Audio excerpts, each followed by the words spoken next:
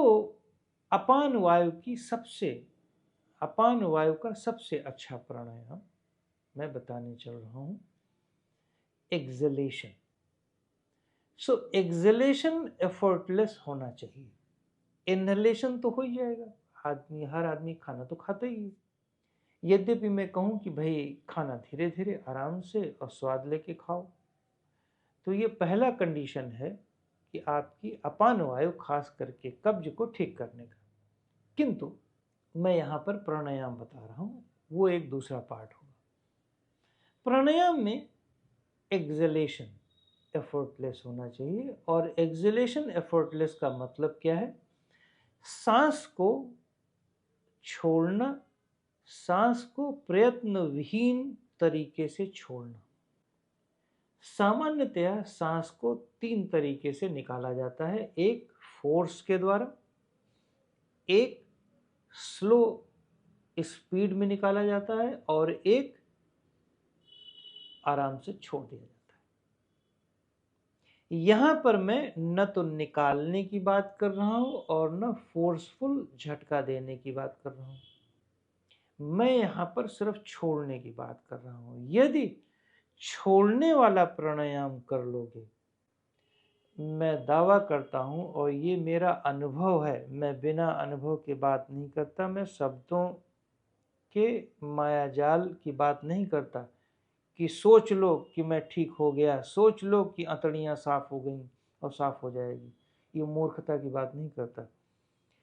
उसी पल, जिस पल आप छोड़ने को फील करने लगोगे, मैं 100% दावा करता हूँ, ये मेरा अनुभव है और मैंने हजारों स्टूडेंट पर ये प्रयोग किया है, उसी समय आपको कॉन्स्टिपेशन में फर्क दिख जाएगा।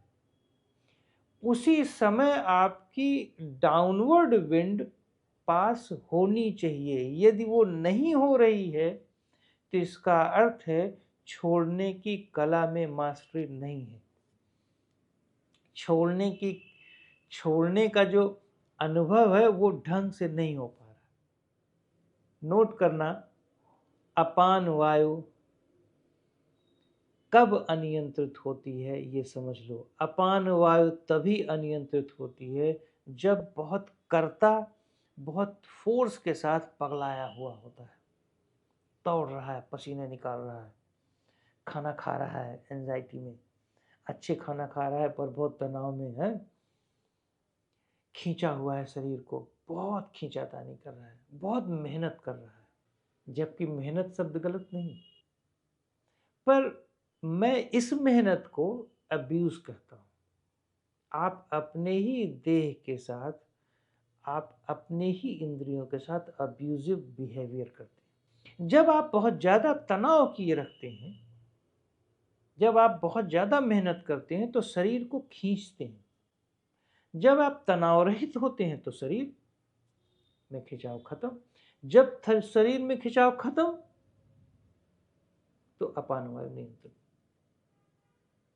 और जब एक्सलेशन में छोड़ना शब्द यूज करते हैं, नोट करो, शब्द को पकड़ो, शब्द के मूल अर्थ को पकड़ो। जब छोड़ने में सांस को छोड़ते हैं, जैसे ड्रॉप कर दिया ना, कोई चीज पकड़ा और छोड़ दिया, जैसे ये, इसको पकड़ा और ये छोड़ दिया। अब छोड़ने में आपका मिनिमम एफर्ट लगा, पर इसी चीज को यदि मैं फोर्स के साथ मारूं तो फोर्स के साथ मारने में कितना एफर्ट लगेगा, पर इसी को मैं धीरे धीरे लाऊं, इसमें भी एफर्ट लग रहा है। तो माइंड पूरी जर्नी में फोकस्ड है, पर मैंने क्या किया, छोड़ दिया। केवल छोड़ने में मिनिमम एफर्ट लगा, केवल छोड़ने में मिनिमम एफर्ट लगा, उतने में ही वो अकर्तापन को फील करने लगता है।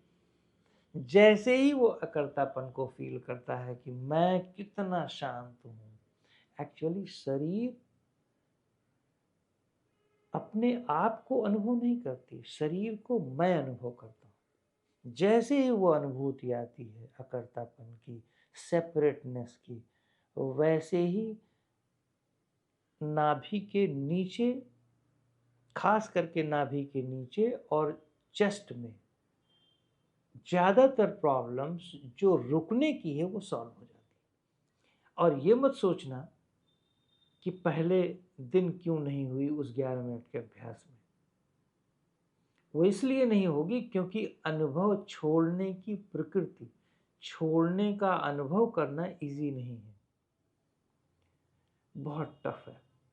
इसीलिए पहले विचार करो, खूब समझो, बार बार उसे समझो, बार बार पढ़ो, बार बार सुनो कि वास्तव में मास्टर कहना क्या चाह रहा है। फिर प्रैक्टिस करो और प्रैक्टिस करो, फिर देखो कि वास्तव में ये हो रहा है या नहीं। एनालिसिस करो, क्या कमी है, देखो अपान वायु कैसे नहीं नियंत्रित हो।